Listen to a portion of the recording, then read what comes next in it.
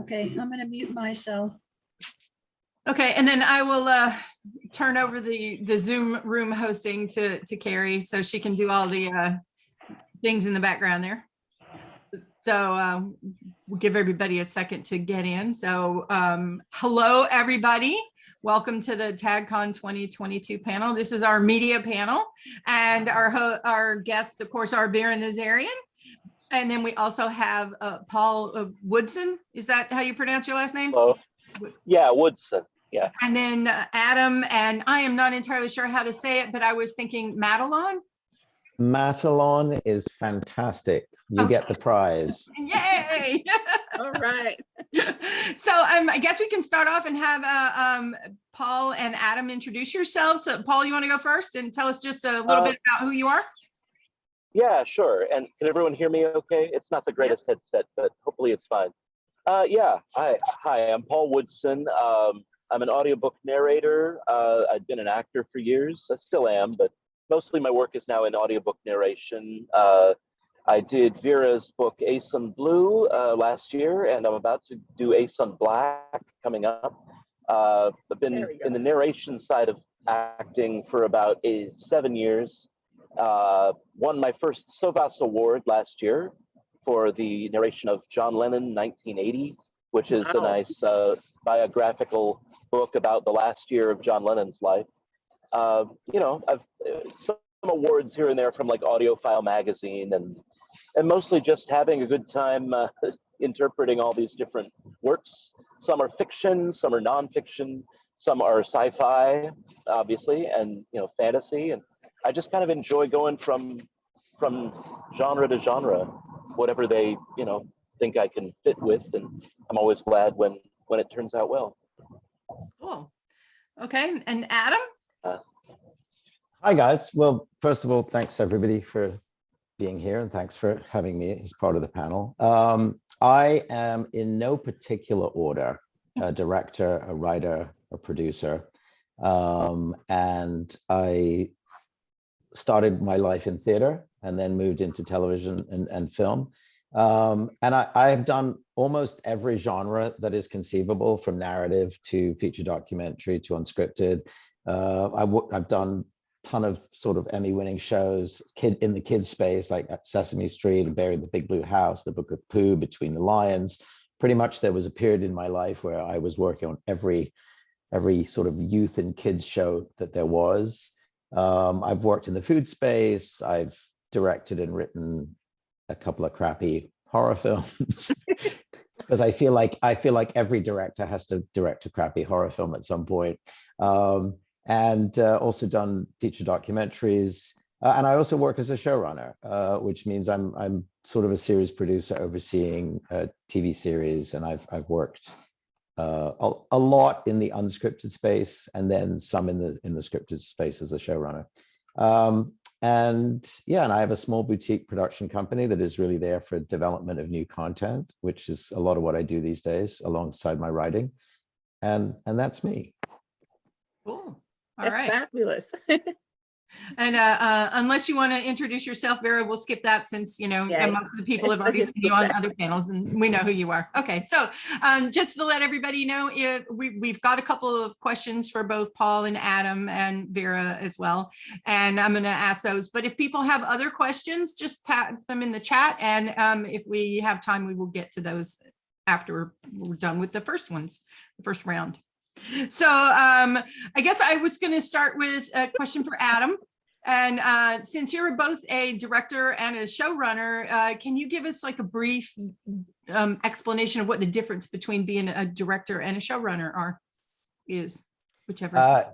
Yeah, sure. Well, to start with, they both have big targets on their backs constantly. No, look, a director is the person who takes the script off the page and works with the creative team to kind of create a vision. There's a certain amount of authorship to directing. In other words, it's like, this is what I want to do. This is my vision, and allowing everybody to sort of get in line without being like some megalomaniac person who just has to have it their way, because creativity and film and TV is a team sport. But really the director is ultimately responsible for the sort of creative look with the director and the vision for how the performances are crafted with the actors. So that's directing, and I'm a DGA member, and I love directing. A showrunner is a slightly different beast. The showrunner, which is particularly a television phrase. You know, if you think of the director in a film as sort of like the overall person in charge, in television, the showrunner is the overall person in charge. And so a lot of what I do is I build the teams. You know, the best way I always try to describe it to people outside of the industry is to say that showrunners are like the CEOs of the show. Oh, right? They are in charge of building all of the teams between the creative, the production, logistics, and again, getting everybody focused on the common vision. They hire directors, they hire writers, they hire producers, and many showrunners, including myself, are writers themselves, are directors themselves. But in my experience, often you end up not being able to do as much of that stuff because you're so busy with all of the business affairs as well, and you're dealing with the network executives and the various people that, you know, if you say, oh, I'd love to direct an episode, well, you're lucky if you get to direct an episode, or you're lucky if you get to write an episode, because you just run out of time. But you are there, you are driving the creative vision of the show. You are responsible to both the buyers, meaning the network, and the sellers, the production company, the people with the money, for kind of corralling all that vision together. that's amazing. See, I did not know any of this before. Okay, so our next question was for Paul. And how did you get into being a narrator? Kind of by accident, really. I'd been an actor, largely stage, some film and TV, but mostly in very minor stuff. But a lot of stage over the years. And in New York, I had been there right after college. You know, a lot of musicals, some drama. But as I get older, it gets harder to get cast. And I think someone in the chat thought I was going to be much older, but I actually am. I turned 50 this year. So I just look young for my age. But as you get older, as you're no longer that ingenue, at least for me, I was finding it hard to get as much good work. You know, I took other jobs, but I was just looking for sideline acting work or anything somewhat related. I'd always been interested in voice work, but that seemed like a whole other beast. I didn't really know how to get started in voiceover, which is very competitive. But audiobooks, I'd always kind of wanted to try my hand at that. But there wasn't really, I didn't know how to get into those either until I started researching online. I found ACX and Audible. There was a SAG Foundation video with Scott Brick, who's one of the most famous narrators out there, talking about ACX. And so I looked into it and started submitting auditions and just started getting hired right away for paid projects. And I'm like, oh, this could be a thing. So over a few years, I kind of got better and better projects, started submitting to audiobook publishers, and they started hiring me, Tantor, Blackstone, Recorded Books, and so on. You know, there's still a few publishers I want to get in with, but it kind of just built over the few years until it became my full-time gig. And now, and you know, having a home studio helps. I pretty much work from home all the time, which is kind of nice. And so you set your own hours, which is not a bad thing. But you know, so it kind of happened. It started by accident as a little sideline, and then turned into a full-time gig. And I do have, like, you know, I've always been a huge reader from a young age. My dad was like this major English scholar, so I probably get some of that from him. Although I went to school for drama, you know, but I had a minor in English literature and things like that. So I've always had and I always used to read books aloud, either to myself or other people as a teenager and a kid. So, maybe I was always meant to kind of get into it. And I grew up listening to a lot of drama on records, even back when, it was on vinyl or cassettes, but I would listen to the audio of Hitchhiker's Guide to the Galaxy from the BBC, or recordings of Lewis Carroll's Alice in Wonderland and other old audiobooks. So even back then, I always was intrigued by them. So it kind of felt like I already felt like I wanted to do it. I just didn't know how until it happened. So that's kind of how it all started. Awesome. So glad it happened, because thank you. Yeah, so glad to do yours. Okay, so well, just like I said, flip back and forth. So the next question is for Adam. So A Boy, a Man, and a Kite was nominated for an Oscar, and you guys also shot that on location in England, right? It was not nominated for an Oscar. It qualified for the Oscars. Okay. We did not make it to the final 5 shortlist with the Academy voters, but we qualified and we did very well, and I'm very proud of the film. Awesome. Wow, that's excellent. Yeah, we shot it in England. So A Boy, a Man, and a Kite is based on. It's based on a story of somebody that I know, and it's a really dark story. It took place in the 70s, and it was a story of child sexual abuse at a private school in England, a very, very prestigious school that has since closed down. But this event happened, and the film is really not about that. I mean, there's a moment in it, but the film is about redemption. The film is really about how people overcome trauma, how people sort of rise from the ashes. Because I think the reality, as I did a lot of research, I talked to a lot of people who had suffered various forms of abuses. I started to look back at my own childhood, and I realized that in some way, everybody suffers from some kind of trauma. Life brings trauma to everybody in some shape or form, and how we manage that, how we deal with that as humans, and how we consume that and get and release it is really what the film's about. So the real life person who had a really difficult time as a child went on to become a rather acclaimed composer, and channeled all of his trauma into making something beautiful. So I would say that A Boy, a Man, and a Kite is a beautiful film about a terrible event.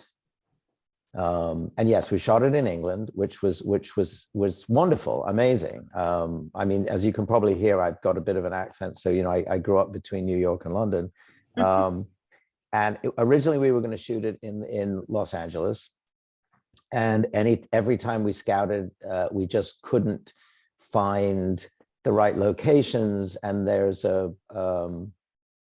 11-year-old boy who plays the lead, the boy. And we did some auditions, and we just couldn't find it. There's a particular cultural thing about what it is to be a schoolboy in England, and the accent. And it's so difficult to find a boy of 11 who can pull that off, who's an American, basically impossible. And I was not prepared to not have that feel authentic. So we found this incredible kid, Tommy Epplett, who actually was 9 years old, to play 11. And I was terrified, because in it, there is a molestation scene. You never see anything, but it's so inferred. And he was so amazing. And I had to talk with his parents at length. And I talked to Tommy at length about it, because I remember being 9, and you're smart when you're 9. You're not a kid. And having been on Sesame Street for 6 years, I know all about working with kids. And the thing I learned is, you always treat kids like they're equals in my world, right? And if they're shorter than you, you get down on their height, you look them in the eye, you don't talk down to them, So anyway, it was an amazing experience. And we won a bunch of festival awards and best film awards, and the film did really well. And I'm happy to answer specific questions about it, but I don't know what else I can say about it. So how did you go about getting the film nominated? No, sorry, not nominated, qualified for an Oscar? Is that a thing that they came to you about, or did you actively seek that out? Look, I think the reality is that first of all, it's a short film, right? It's a 20-minute film. We did it as a proof of concept for a feature, which is still sort of ongoing as development. I think every short film says, oh, wouldn't it be great if we get, qualified? I think it takes a lot. We shot the film from the get-go as if it was a feature. In other words, we said this has to be the best actors we can find, the best art direction. Our art director, John, was working on Dumbo, the film at the time at Pinewood. And he came and did us a favor. I mean, literally said, I love this script. I want to make this film with you. He did it for nothing. His Dumbo team, his art director Dumbo team would literally be prepping stuff on Dumbo, and then they'd be sneaking out of Pinewood and like driving the 25 minutes to our location to like help us out. So we had all of this. We had this, and I had a wonderful DP, Martina Nida, who's this Polish DP, and she and I just developed this incredible sort of shorthand with each other. DP, for any of those of you who don't know, is director of photography. Forgive me for using slang in case it's not clear. So we shot it with an amazing set of lenses that, again, the people at Pinewood, because they loved the subject and the script so much, they sort of gave us $2 million worth of equipment for the whole week that we shot it for £500, which is about $750. Oh, wow. And that was because I was passionate about it. I had told them what the story was. There were 6 degrees of separation. We had an Oscar-winning sound designer and sound mixer, Skip Livesey, who's done, just so many crazy big films. And he mixed the film for us for free. So we had this incredible group of favors that occurred. And then we had festivals. Without festival success, you can't do anything, right? So we had this beautiful looking film that people always like, wow, it's dark and it's disturbing, but it's beautiful. And the performances were great. And then we had success at festivals. And then of course we succeeded well in some qualifying festivals. So if your film wins certain awards at Oscar qualifying festivals, you then qualify to get into the thing. We were then also part of a screening series in a theatrical setting in Los Angeles for a week. So that also helped. So we were actually able to screen theatrically, meaning in a movie house. And that's how it happened. And then it was all about trying to get us, pushing it out to anybody we knew, to say, hey, if you know an Academy voter, can you ask them to watch it?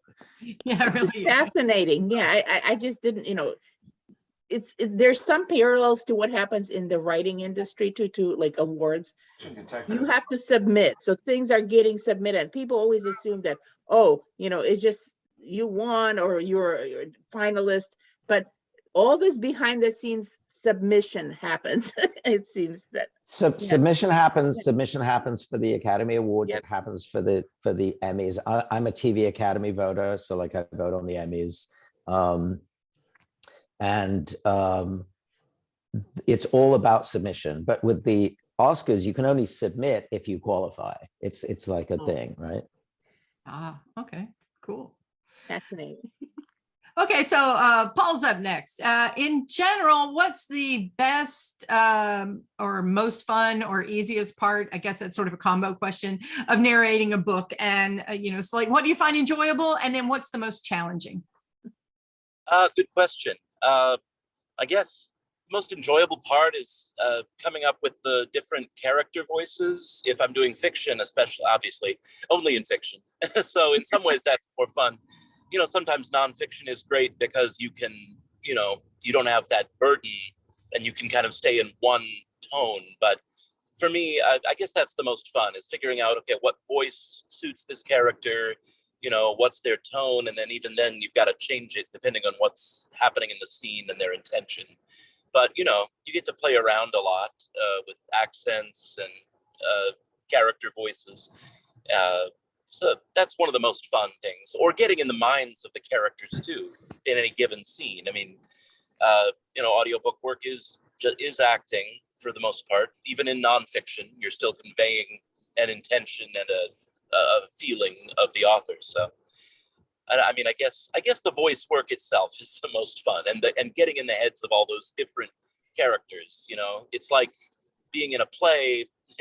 In a way, it's very self-centered, because it's like an actor's dream. You get on there and it's a one-man show and you're playing all the parts. Like a monologue. Right. It's like one big monologue. As I've been a stage director in the past, so in a way I always had a vision for how every character should be. So in a way I'm kind of pulling those skills together as an audiobook narrator. What was the second question? I'm sorry. The second part was, what do you find the most challenging? The most challenging. Yeah, sometimes there's a few things. One, sometimes you get books where a lot of the characters are very similar types. You might get 3 Jersey guys in a bar, or, or 3 Scotsmen arguing. And it's just like, well, how do I make each of these voices different, even though they all are going to have similar accents and tone and delivery, but you still got to keep their characters separate. And yet you don't want to lean too far into, overdoing a certain voice, or it starts to get comical or caricature not suit the material. So there's a bit of a challenge there. And sometimes, it can be as simple as just adding a vocal inflection or some kind of extra breathiness to this one guy, or an extra harshness to someone else. But coming up with those distinctions can be, that one of the trickier parts, when you have ostensibly similar characters, but you got to keep them separate. Or another hard thing is in nonfiction, keeping the flow, keeping it interesting. It's like, so if I'm doing a long book on, the history of Russia, you've got to make each paragraph engaging without delving into drama, because people don't want you don't want an overly dramatic history narrator, making it. Yeah. Uh-oh. Oops. We almost lost. We lost Paul. I'll jump in on what he was saying just for a second, meaning Sure. from a director's point of view, because it's really interesting. As a director, I always think about working with characters, and I say, especially if there's an accent, I say you have to still play the intention of the scene and not play the accent. And I think that's exactly what Paul's talking about. Yeah. That makes sense. Sorry, Paul, we lost you there for a second. You're back. Oh, I'm sorry. Yeah, you guys, you stayed on for me, but I know my cell signal may be dropping in and out. It's okay. We've had this every panel. We had thunderstorms, other things, so no worries. We're just like, Okay. you'll make it work, man. Yeah, We always have plan B. Yeah, exactly. So I was just going to add to the question, Paul, since it's sort of related, that since you did the narration for the Ace and Blue novella, and there were a lot of invented foreign language words. Yeah, there's Vera, got him. Did you? This is the one you'll be doing. This is the one you did, and this is the one you'll be doing. So. Yes, that's exciting. Thank you. I just found out last week that I was going to be doing Ace on Black. So thank you. I'm excited to continue on. Thank you so much. Oh, sorry. No, I was just going to say, how did you prepare for the words that you are not English words? Oh, well, I fortunately had a lot of help from Vera and the publisher, but they sent me links to some of your videos, Vera, with you pronouncing a lot of the names, and I did a little more digging. Yes. you would also sent me, I think, some pronunciations in the email, right? So that really helps. I find it's surprisingly a lot of authors don't send on that information to their narrators. Then we either have to seek it out or come up with our own. But whenever the author really wants it a specific way, it always helps if they send us that information. We always want to serve the work that they're, as it was written. And some authors actually don't have a preference, but others are very specific. But in a case like yours, Vera, where it's a series, it's an actual language. That's the thing. Yes, and it's a language that so I need all the help I can get. Right, exactly. And I really appreciate. Thank you. I was going to say you did a lovely job, because the language it's a made up language, and how are you going to do it? So you did it really well. Thank you. Thank you. Well, especially in sci-fi and fantasy, we get a lot of author invented names, languages, terms, and like some authors are very specific in how they want it, and others are like, oh, just do what you feel. So, but it really helps to know which one they would like. And so you were very helpful, and the publishers, Tantor, were very helpful in getting that info to me. And thank goodness it worked out.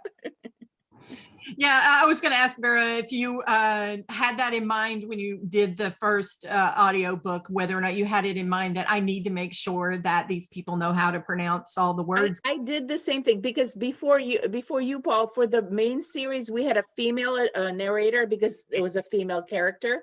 So I sent her similar videos, gave her because it's just too much for a person to deal with, like weird words and weird science fiction. Like, sorry, I know, I feel bad for you.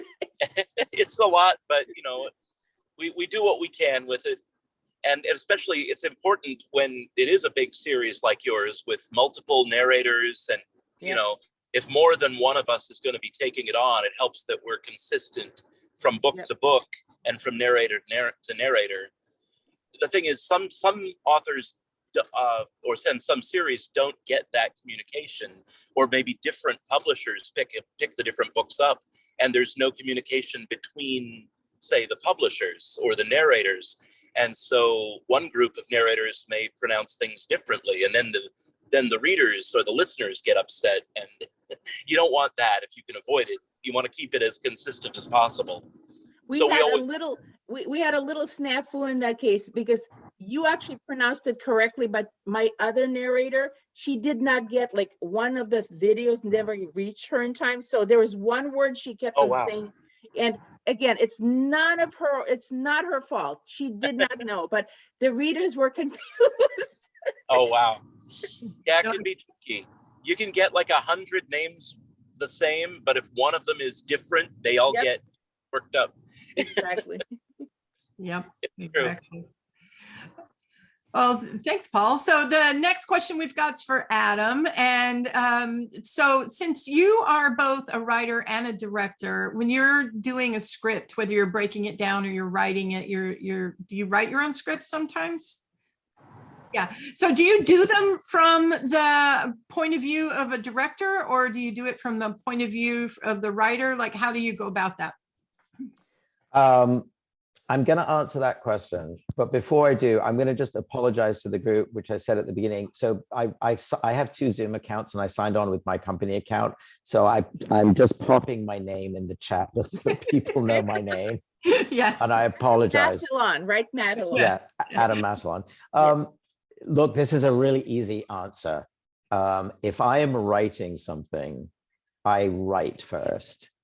I write without thinking about how it will be directed. And there's an interesting distinction here. As a writer, when you write narrative work for the screen, your job is to write what you see, right? Not what happens. You're not there to tell the audience what happens. You're there to show the audience what happens on the page.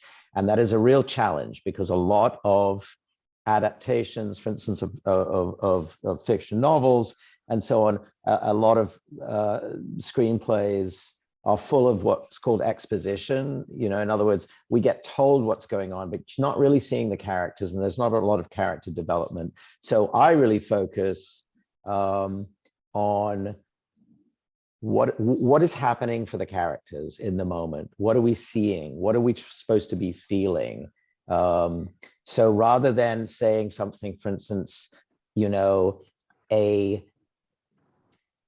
some people will write a camera, it swoops in from the sky down into the window of a cabin.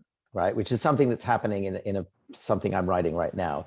And I wrote, you know, a bird floats on the thermals, suddenly plummeting down towards the shoreline, zipping past the window of the cabin by the lake.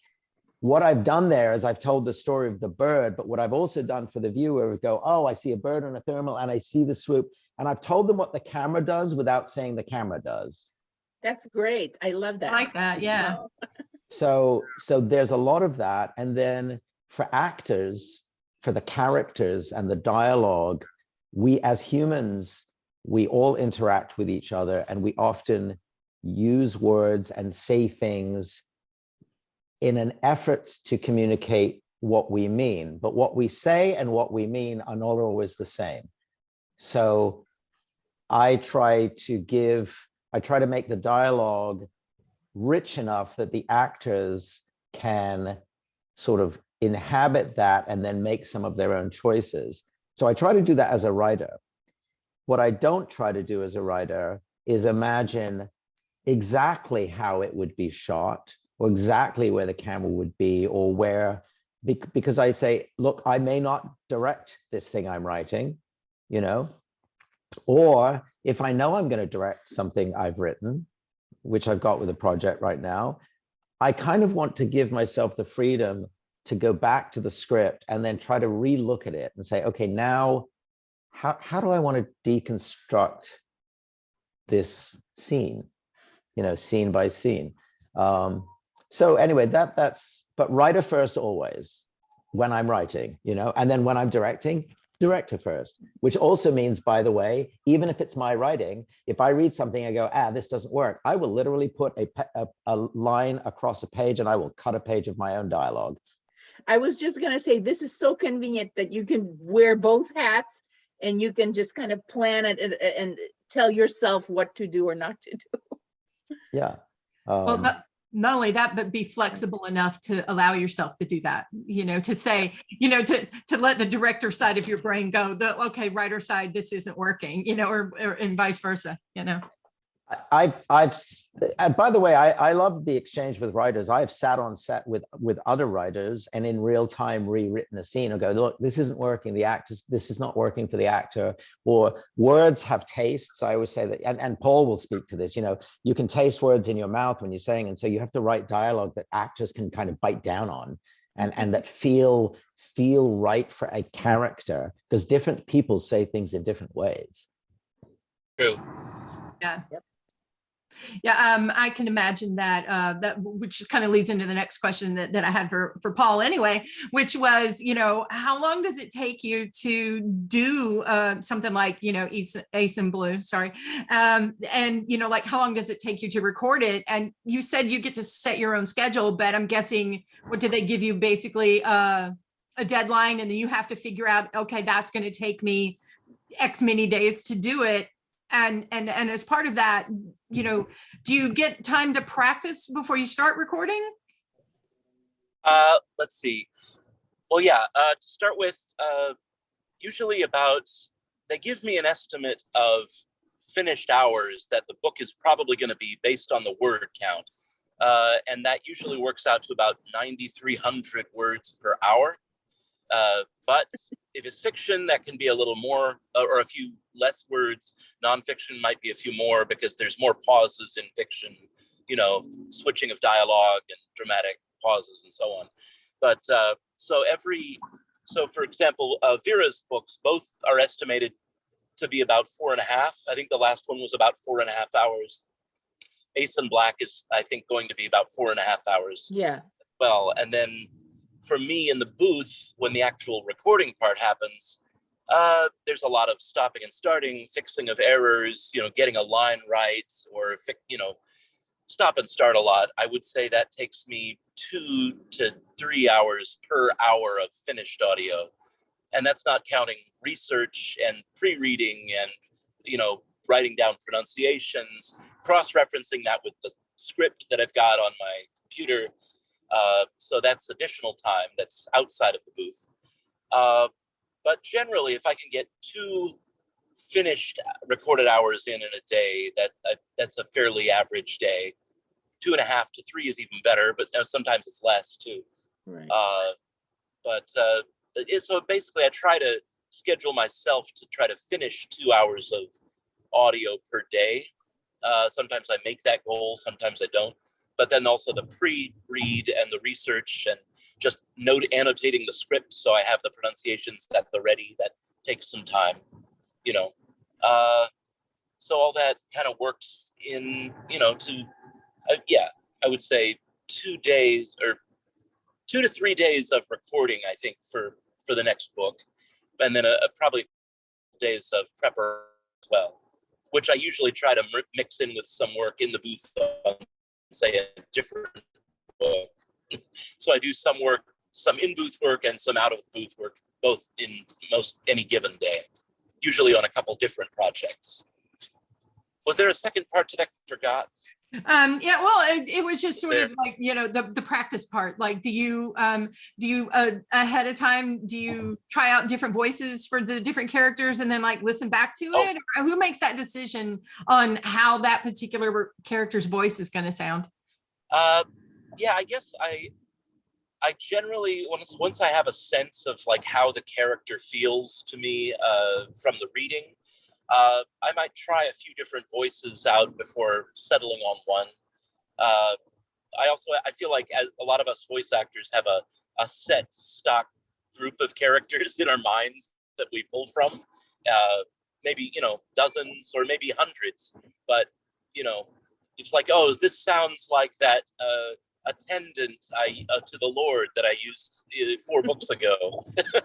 Maybe I'll use that for this minor character in this book. You know, it's a whole different person, but he has kind of the same deferential tone and, you know, maybe a bit obsequious manner. You know, maybe I'll, you know, not to give away our tricks or anything, but I feel like there's only so many voices one actor can actually do in real life. But, you know, we try to make them all as distinctive as possible. But we also kind of go to our stock characters. It's like in all of us, there's a. Oops. Uh-oh, we lost this audio again. There you are. Again, I'm sorry. No, am I gone? Yeah, you were for a minute there. Yeah, Oh, okay. Sorry. That's okay. Oops.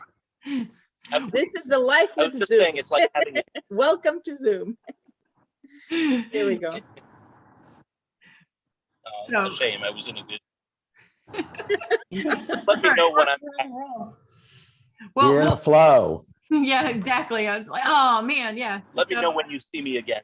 We got you back. So you were, good. Yeah. That was brief. Sorry, I felt like I was on a good roll there too. When I don't even know when I'm cutting out until you guys mention it, because to me I'm always on.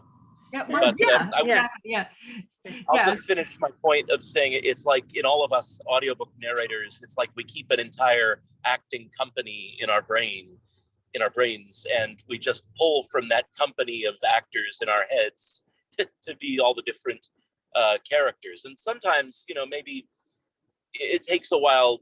It's like, oh, I don't want to use the snooty Lord for this. It doesn't quite match what I'm going. Let's use the snooty Lord number 3, or you know. But you know, it's more than just that. There's all sorts of things. Like we always try to take it from the text. Anything that the author says is canon, right? So if the author says this person has a breathy voice, that's immediately a part of the character, right? Or you know, and so on. But if there aren't those specifications, then we generally make it a little more of our own, based on other hints from the text. But it always comes from the text first. That's how I would put it.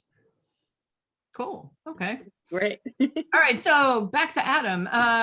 Your current project is in the shadow of the flag, correct? Is that what you're currently working on? Well, it's one of the things I'm currently working on. What? Oh, you're like the rest of us, and you have like 17 irons in the fire. Well, so actually, you know what I'm going to do as well, because again, there's no secret to this. I'm going to pop into the chat. You'll need to copy and paste it. but I'm actually going to let you guys, all the viewers, if you're interested, have the link to the Academy screener of Boy Man Kite. Cool. If you're interested yes, that's check right. it out. But I do. It is a tough story, but it's beautiful, and I'm very proud of it. Yes. So In the Shadow of the Flag is actually a feature documentary that is in beginnings of post-production right now. It's been in production for about 4 years. Feature documentaries are notoriously difficult to fund and finish, and the film is about a group of US military veterans who got together with an LA-based dance company, Diablo Architecture in Motion, to create a dance and movement piece based on their experiences. On paper, that's what it's about, but what it's really about is a group of veterans finding home and tribe after military service, and how creativity and music and movement can become therapy for trauma. I promise you, trauma is not the only theme I like to make films about, but that's a feature doc that I'm doing. I'm writing a play at the moment. It's the first stage play I've ever written, even though I grew up in the theater.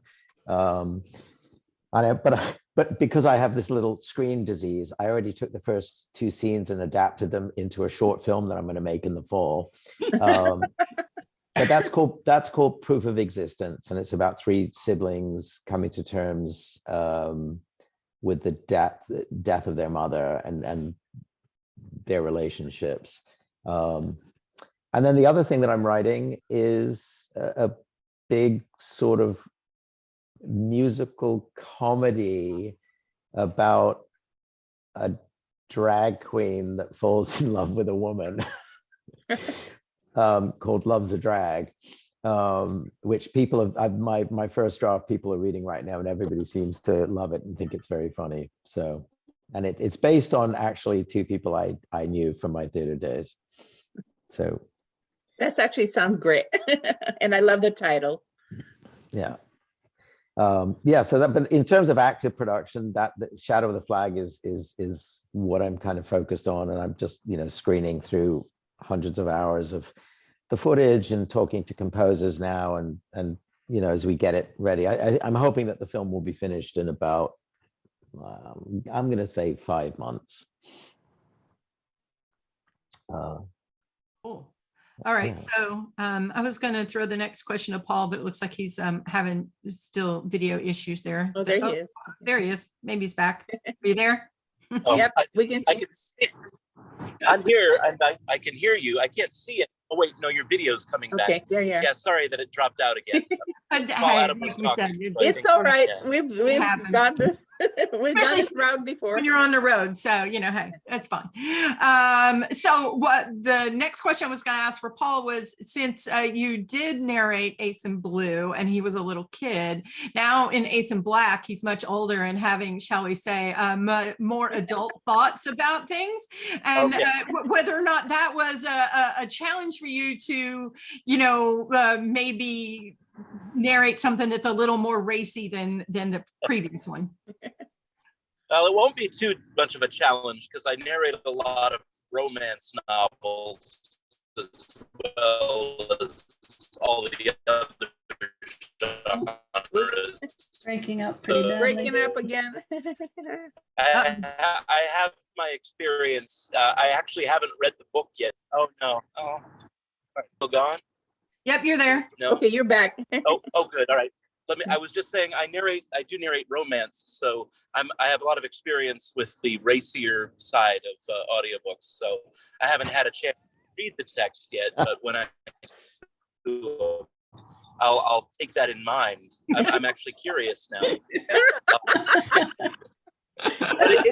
It shouldn't Let be me too warn you, problem. because this book is, fans have been waiting for this one, so just be ready to narrate and bring on the sexy or whatever. Oh, sure. Well, my wife will test that I can do that when. Oh, there she is, by the way. She's been the one driving all this time. Yeah. Hi. But yeah, I do some I do plenty of the racier stuff too, some under another name, a few under my own name, depending on the genre. So it's, no pressure. Thank you, Eric. Sorry. Well, just the reason we even brought this up is because this is the book, this is what people were waiting for a while. Okay. The rest of the series is not like that. It's just, It's fun. It's just that one. Yeah. No, it's just one. I'm Sorry. intrigued to see it. Yes. Is this the character now as a young man? Yes, exactly. He's grown up.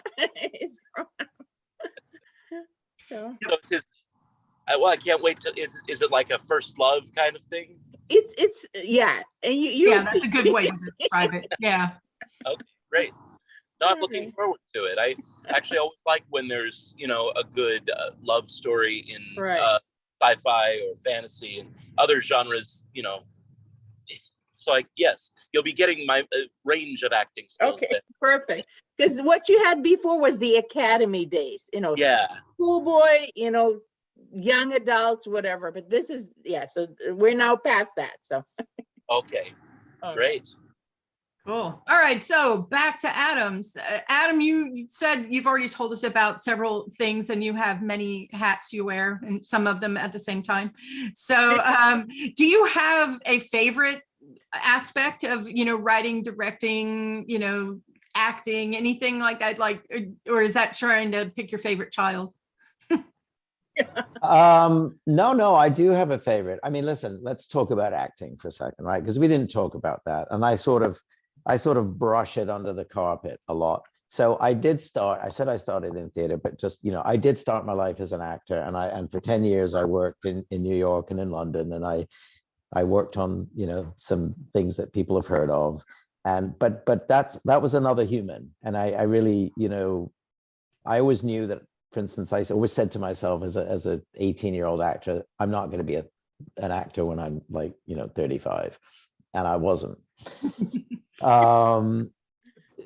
So I loved that world. I loved being an actor. I was so lucky. I got to make a living as an actor for 12 years. I never had to do another job. I was almost embarrassed that I never had another job other than being an actor.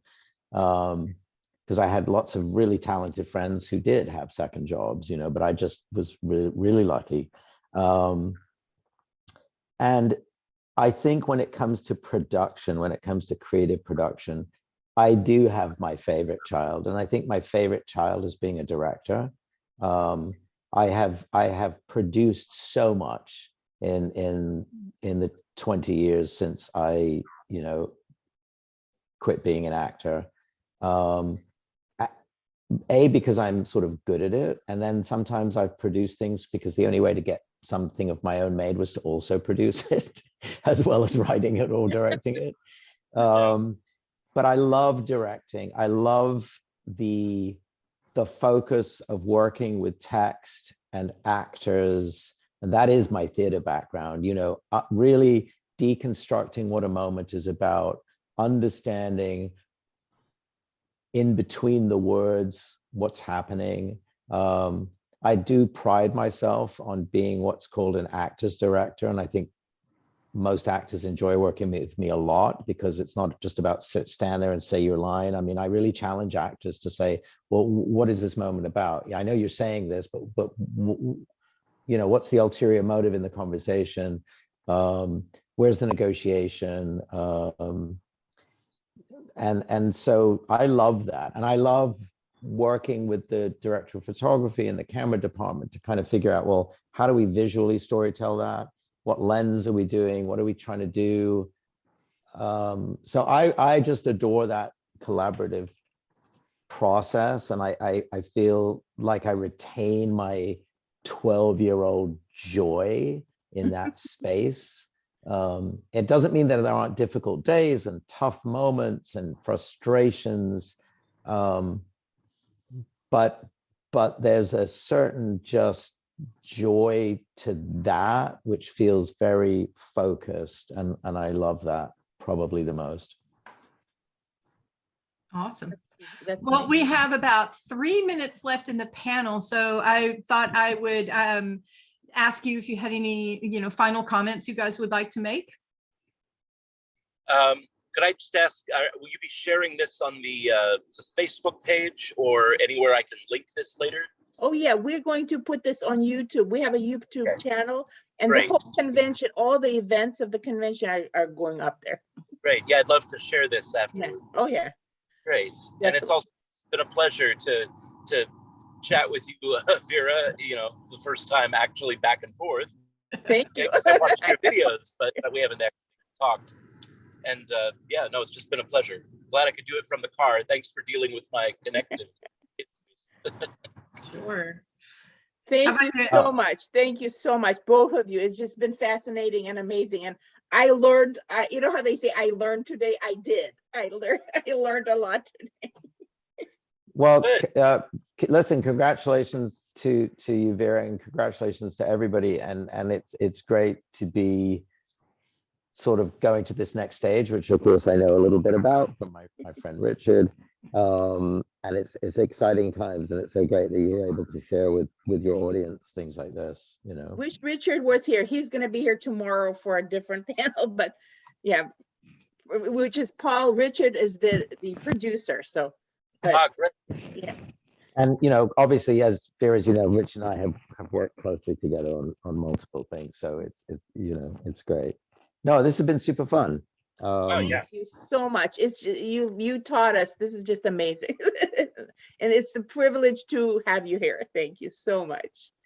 And everybody in the chat said thank you to everybody as well. So yes, thank you all. And I guess that we will call it a day. Thank you so much for joining us. We really appreciate it. It was great meeting you guys. Thank you. Take care, everybody. Have a great day. Thanks for having me. Take care. Bye. Bye. Yes, Bye-bye. wonderful. Thank you.